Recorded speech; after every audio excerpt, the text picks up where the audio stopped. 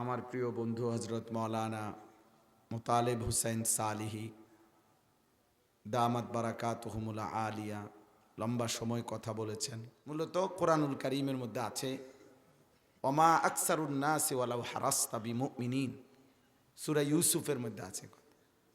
নবীজি সাল্লাল্লাহু আলাইহি ওয়াসাল্লামকে আল্লাহ তাআলা বলছেন, আপনি যদি প্রচণ্ডভাবেও চান তবুও অধিকাংশ লোক মুমিন হবে না। নবীজিকে আল্লাহ বলছে, রাসূলুল্লাহ সাল্লাল্লাহু আলাইহি সাল্লামের কাছেই আল্লাহ ফয়সালা শুনাইছে, আকসারুন নাস, অধিকাংশ লোক মুমিন হবে না। ইবলিস শয়তান আল্লাহকে বলছিল, আল্লাহ আমি আপনার দরবার থেকে বিতাড়িত হলাম, তবে আমি চলে যাচ্ছি, ঠিক আছে, কিন্তু দুনিয়াতে 24 ঘন্টা আমি আপনার বান্দাদের কাছে গুনাহকে সাজিয়ে দেব, সামনে পিছনে ডানে বামে চতুর্দিক থেকে আপনার বান্দার সামনে আমি গুনাহ পেশ করব। নাফরমানিটা 1 মিনিটও বিশ্রাম নেব না আমি। বিনিময়ে কি হবে? ওয়ালা তাজিদু আকসারাহুম শাকিরিন, আপনি আপনার অধিকাংশ বান্দাকেই আপনার প্রতি কৃতজ্ঞ অনুগত পাবেন না। ইবলিস বলছে আল্লাহকে, আপনার অধিকাংশ বান্দাই আপনাকে ভুলে যাবে। আপনি দেখেন, আপনার অধিকাংশ বান্দাই আপনার প্রতি অকৃতজ্ঞ হবে, এবং আমরা তাই দেখছি। এই জন্য দোস্ত, মানুষ বেশি হওয়া কম হওয়া বা এই কারণে বক্তা ঠিক করা, এটা কোনো যৌক্তিকতা না। এখানে এটার মধ্যে কোনো সফলতা কিংবা ব্যর্থতা নেই। কারে দাওয়াত দিলে, কে আনলে, কোন হুজুর কইলে তালাশ করিয়া করিয়া খুঁজা খুঁজা যে লোক হইব না, লোক হওয়া জরুরি না। অনেক মানুষ হইলেই সফল, এটা কোনো কোরআন সুন্নাহর মধ্যে নাই। সফলতার জন্য সংখ্যাগরিষ্ঠতা জরুরি না। সফলতার জন্য আল্লাহ রসুলের মর্জি মতো হলো কিনা সেটা জরুরি, সেটা জরুরি। অতএব কম কিংবা বেশি এটা কিছু না। আমি সেই আনিসুর রহমান যে আমি 4 জন শ্রোতার সামনে 2-3 ঘন্টা 2.5 ঘন্টা বয়ান করছি, 10 জন শ্রোতার সামনে বয়ান করছি।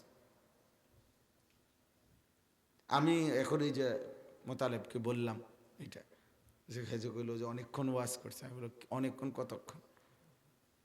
ঠিক আছে, ওরও আলহামদুলিল্লাহ লম্বা সময় হয়েছে, আজকে দীর্ঘ বছর ধরে বয়ান করে, আমরা সমবয়সী। কিন্তু বাস্তবতা এটাই, একটা সময় আমি 4 ঘন্টাও বয়ান করছি। এই 10 জন হোক 20 জন হোক শ্রোতা, আমার জীবনে আমার এমন স্পষ্ট মনে আছে, আমি মাগরিবের পরে এমন সময়ও বয়ান করতে বসছি যেখানে তখন সামনে 1 জন শ্রোতাও আসে নাই, আমি বয়ান শুরু করছি। এরপরে আস্তে আস্তে আসছে, আলহামদুলিল্লাহ। এতে কিচ্ছু আসে যায় না। এখন আমার জনপ্রিয়তা হইছে, একটু লোক হইছে, অতএব এখন আমি আশা করি ভোটে দাঁড়াইলে জিতম, এমন কোনো মানসিকতা আমার নাই। এটা দিয়ে আমি কিতা করব? 1 কোটি মানুষ চিনলেই বা আমি এটা দিয়ে করবো কি?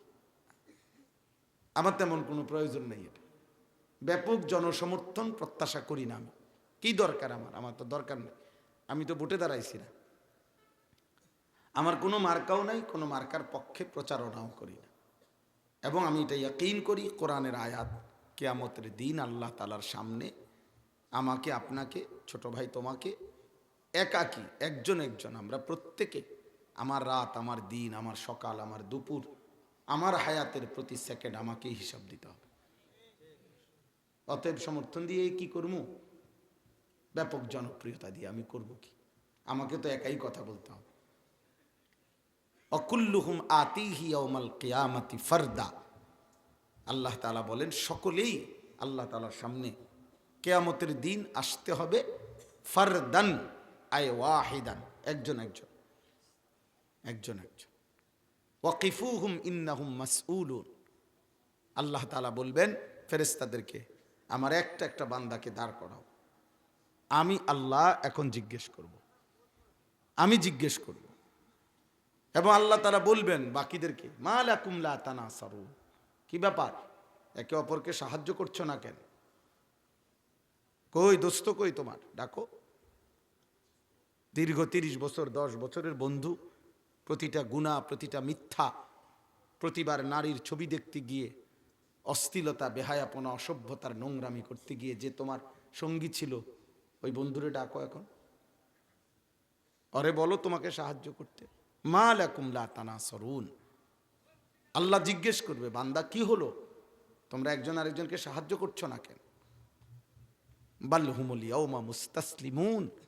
আল্লাহ বলে না, সেদিন বরং প্রত্যেকেই আল্লাহর সামনে আত্মসমর্পণ করে মাথা নুয়ে থাকবে, কারো হিম্মতে কুলাবে না কিছু বলা, কিছুই বলার কি।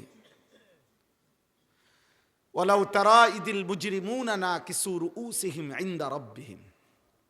আল্লাহ তাআলা বলেন, বন্ধু কিয়ামতের দিন আপনি নিজ চোখে দেখবেন, হায় আপনি দেখবেন বন্ধু, প্রত্যেকটা পাপী নাফরমান নিজেদের মাথা নাকিসু রুউসিহিম, তাদের মাথাগুলো নুয়ে আমি আল্লাহর সামনে দাঁড়িয়ে আছে, মাথা নুয়ে।